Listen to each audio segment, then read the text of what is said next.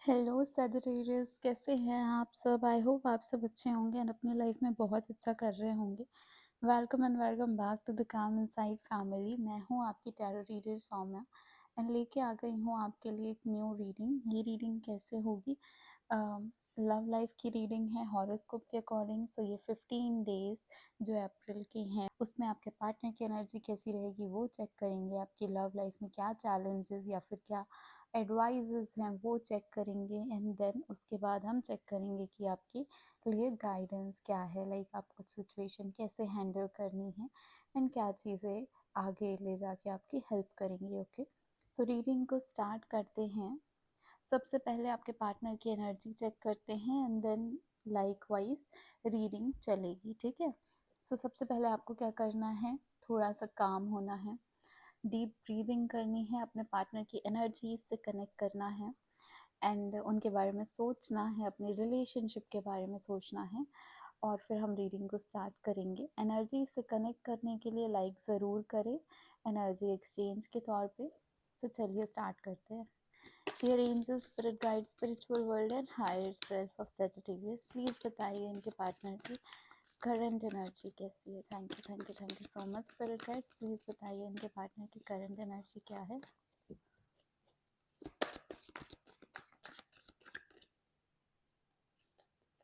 के 2 कार्ड आ गए हैं, द हैंग्ड मैन त्याग एंड द सन सूर्य। वाओ,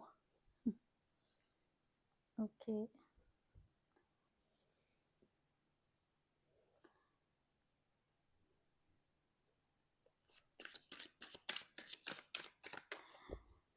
क्या कॉन्फ्लिक्ट्स एंड चैलेंजेस आ सकते हैं फॉर Sagittarius इनकी लव लाइफ में?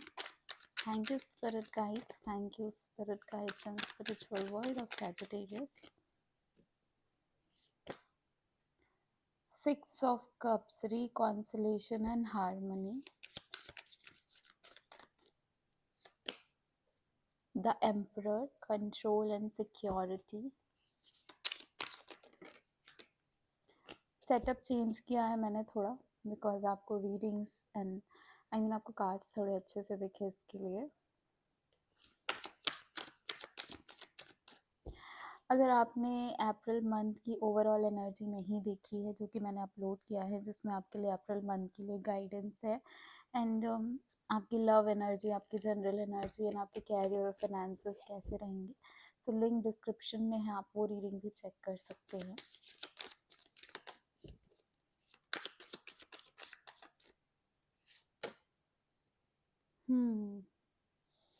डिपार्चर, चेंज,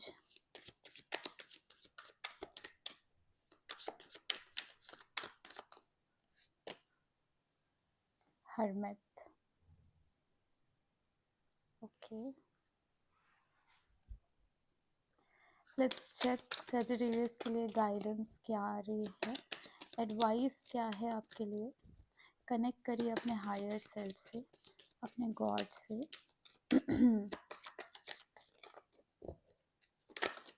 ओके, फ्लेक्सिबल, ठीक है।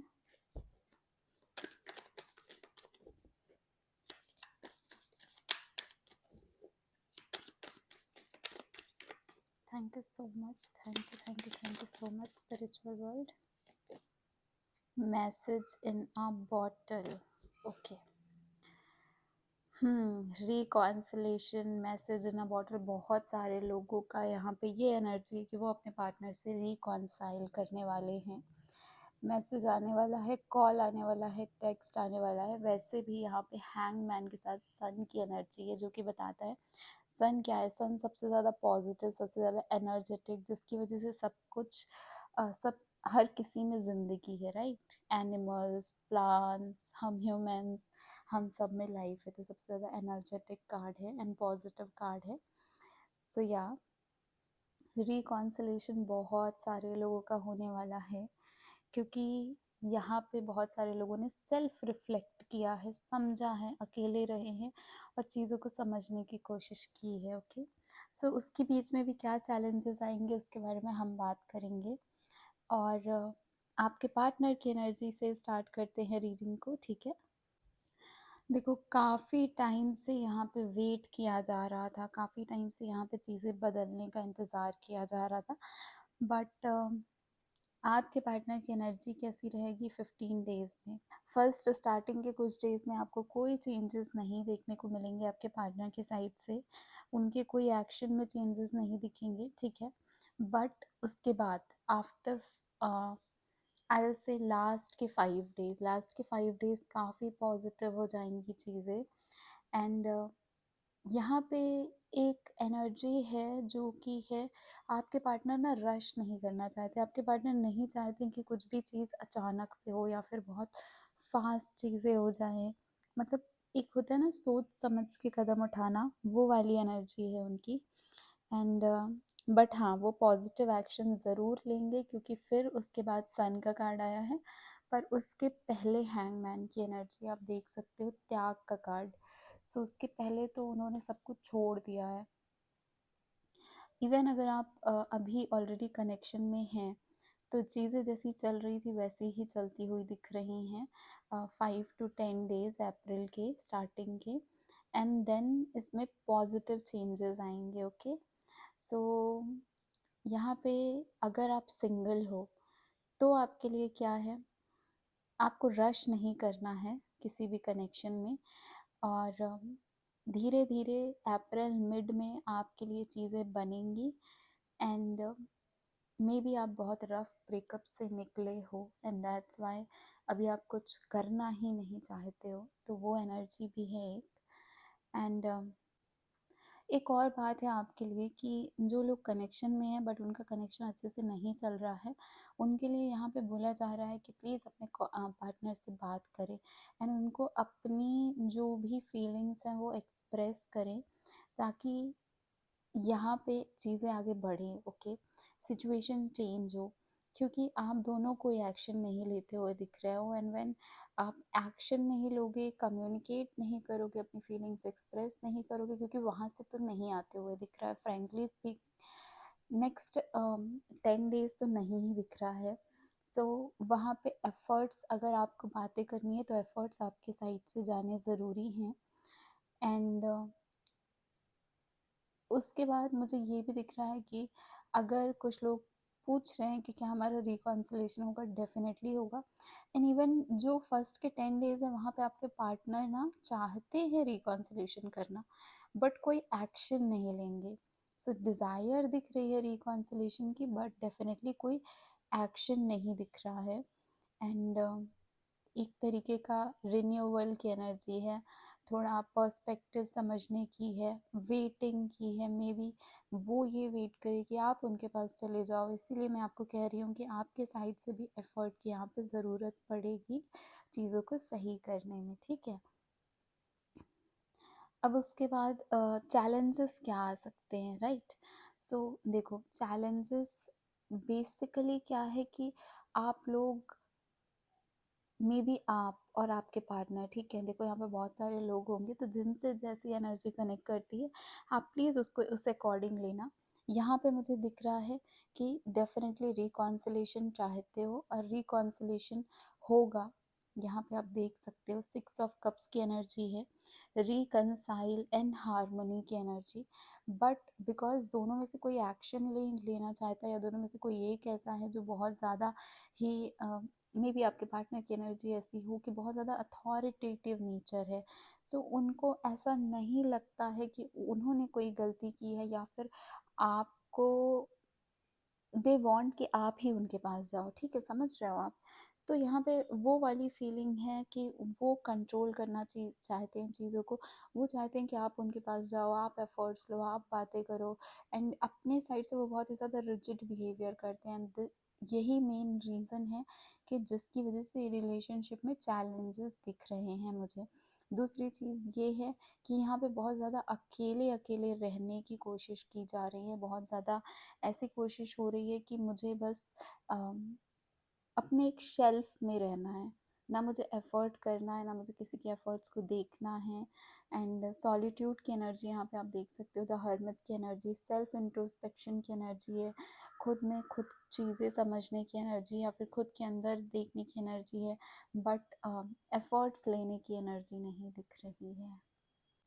यहाँ पे मुझे ऐसा भी दिख रहा है कि एक तरीके का चेंज सीक कर रहे हो। देखो क्या हो रहा है ना यहाँ पे, कि कुछ लोगों के लिए ये भी है कि फर्स्ट दो तरीके की एनर्जी है, तो कुछ लोगों के लिए तो चीज़ें बहुत ज़्यादा हैंग रहेंगी, बहुत ज़्यादा स्टक रहेंगी, एंड देन उसके बाद उनको एक पर्सपेक्टिव मिलेगा एंड वो मूव ऑन कर जाएंगे।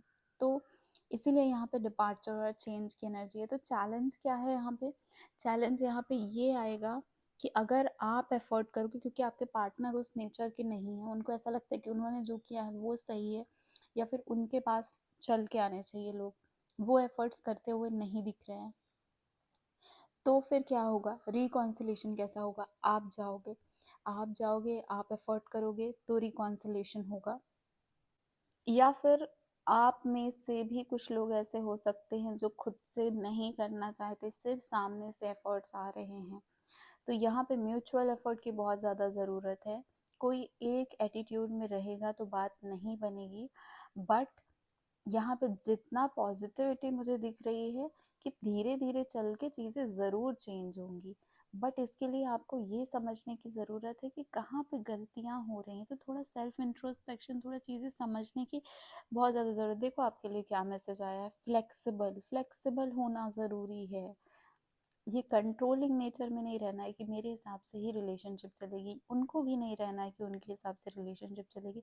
तो आप दोनों में किसी में एक ऐसा बहुत ज़्यादा हो सकता है आपके पार्टनर में हो, बिकॉज एम्परर की एनर्जी है कि बहुत ज़्यादा ही इनफ्लेक्सिबल हैं, नहीं सिचुएशन के अकॉर्डिंग अपने आप को मोल्ड करते हैं, नहीं देखते हैं कि रिलेशनशिप के लिए क्या ज़्यादा ज़रूरी है, बट सेल्फ रिस्पेक्ट या फिर कह लें कि सेल्फिश ज़्यादा हो जाते हैं, एक अहंकार बीच में आ जाता है। तो अगर रिकॉन्सिलेशन चाहिए तो उसके लिए यहाँ पे हमको एफर्ट करने पड़ेंगे, वो केयरिंग, वो अ, एक बार के लिए अपनी पुरानी चीज़ों को याद करके, वो लव को याद करके एफर्ट्स करने की ज़रूरत है। वो चैलेंज यहाँ पे बहुत ज़्यादा दिख रहा है। एंड कुछ लोग तो अपने इमोशंस से थोड़ा दूर जाने की कोशिश करते हैं, है ना? आपके पार्टनर खास तौर पर ऐसे हैं कि वो अपने एफर्ट्स से, अपने इमोशंस से, क्योंकि एफर्ट्स तो उनको करना पसंद नहीं है, तो वो अपने इमोशंस को नेग्लेक्ट कर देते हैं और इग्नोर करते हुए दिख रहे हैं मुझे। ठीक है? तो दूर होके, अकेले रह के, एकांत में रह के शांत रहने की कोशिश कर रहे हैं। उनको लग रहा है कि अगर इसको चाहिए तो ये वापस आ जाए। बट हाँ, आप लोगों का रिकॉन्सिलेशन होगा। देख लेते हैं थोड़ी सी और कार्ड्स के थ्रू कि बीच की एनर्जी क्या है, रिकॉन्सिलेशन एक्चुअल में हो कैसे रहा है। ओके, कार्ड गिरा king of pentacles, logical and father. Okay, so यहाँ पे आपके पार्टनर वापस आएंगे, आपके पार्टनर की साइड से ही होगा, बट वो थोड़ा बहुत ना अपना लॉजिकल पर्सपेक्टिव, अपना कुछ तो उनको बेनिफिट दिखेगा इस कनेक्शन में। हो सकता है कि उनकी भी मेंटल सैनिटी बहुत ज़्यादा डिस्टर्ब हो रही हो, तो वो बेनिफिट देख के कि हाँ मुझे भी ज़रूरत है इसकी, ये देख के वो वापस आएंगे। एंड आप उनको कंप्लीट करते हो, ठीक है? तो इसलिए वो भी नहीं रह पाएंगे, इंट्रोस्पेक्शन की एनर्जी में ज़रूर रहेंगे एंड चीज़ों को समझने की कोशिश करेंगे। इवन बीच में बिल्कुल नम्ब हैं, नहीं करते हुए दिख रहे हैं कोई एक्शन, बट देन धीरे धीरे उनको ऐसा महसूस होगा कि ज़रूरत है उनको भी आपकी, एंड उसके बाद वो वापस आएंगे। ठीक है? क्योंकि ये मैसेज इन अ बॉटल की एनर्जी जो है, ये कहती है कि आपके पास मैसेज ज़रूर आएगा, कॉल आएगा, या फिर उनके साइड से कुछ एफर्ट्स होते हुए दिखेंगे, क्योंकि इनको फ्लेक्सिबल होने की और आपको भी फ्लेक्सिबल होने की, इस रिलेशनशिप में फ्लेक्सिबिलिटी की बहुत ज़्यादा नीड है। क्योंकि आप लोग अगर बिना कुछ किए सोचोगे कि आपकी चीज़ें ठीक हो जाएं, तो ऐसा तो नहीं हो सकता, ऐसा तो किसी के साथ भी नहीं होता है, राइट? जब तक हम खुद की हेल्प नहीं करते तो गॉड भी हमारी हेल्प नहीं करते, क्योंकि उनको उनको भी नहीं दिखता ना हम एफर्ट करते हुए। तो यहाँ पे आपको यही बोला जा रहा है कि थोड़ा ओपन माइंड रखने की ज़रूरत है इस रिलेशनशिप में आप दोनों को। एंड थोड़ा फ्लेक्सिबल होने की ज़रूरत है, समझने की ज़रूरत है कि क्या इम्पोर्टेंट है। एंड इस कनेक्शन को ज़्यादा इम्पोर्टेंस देना है रेदर देन अपनी अपनी सेल्फ रिस्पेक्ट को। अपनी अपनी सेल्फ रिस्पेक्ट को आप लोग जब बीच में लेके आ जाते हो ना, तो आपका कनेक्शन बहुत ज़्यादा डिफ़िकल्ट हो जाता है। सो थोड़ा अडेप्ट होने की ज़रूरत है सिचुएशन के अकॉर्डिंग। कुछ आप उनको समझो, कुछ वो आपको समझे। एंड उसके बाद डेफिनेटली यहाँ पे पॉजिटिव चेंजेस हैं। एंड बहुत ज़्यादा एनर्जी है कि बहुत सारे लोग ऐसे हैं जो नो कांटेक्ट में हैं, क्योंकि रिकॉन्सिलेशन की एनर्जी बहुत ज़्यादा है। या फिर अगर आप ऐसे कनेक्शन में हैं जहाँ पे चीज़ें नहीं बन रही हैं और एकदम से ऐसा लग रहा है कि पहले चीज़ें अच्छी चल रही थी या फिर बुरी चल रही थी, पर अब तो एकदम स्टैग्नेंट एनर्जी हो जाती, फ्लैट, है ना? बिल्कुल जैसे कि है फिर भी नहीं है, हो के भी ना होना, है ना? सो वो चीज़ है, वो चीज़ ठीक हो जाएगी। एंड फिर अप्रैल की जो नेक्स्ट 15 मंथ्स की रीडिंग आएगी उसमें हम देखेंगे कि आपकी क्या एनर्जीज कहती हैं, क्या आपके लिए मैसेजेस आते हैं। फिलहाल तो यही थी आपकी रीडिंग सैजिटेरियस। आई होप आपको रीडिंग पसंद आई हो। कैसी लगी कमेंट करके ज़रूर बताना। एंड चैनल को सब्सक्राइब कर लो ताकि जो आपकी नेक्स्ट रीडिंग आए वो आप तक नोटिफिकेशन पहुंच जाए। प्लस मैं जब भी लाइव आऊँ तो आपको इन्फॉर्म हो जाए, आपके पास नोटिफिकेशन आ जाए। मैं कम्युनिटी में पोस्ट करूँगी तो वो आप चेक कर सकते हैं। And thank you so much. अगर मुझसे कनेक्ट करना है सो मेरा व्हाट्सएप, मेरा इंस्टाग्राम आपको डिस्क्रिप्शन में मिल जाएगा।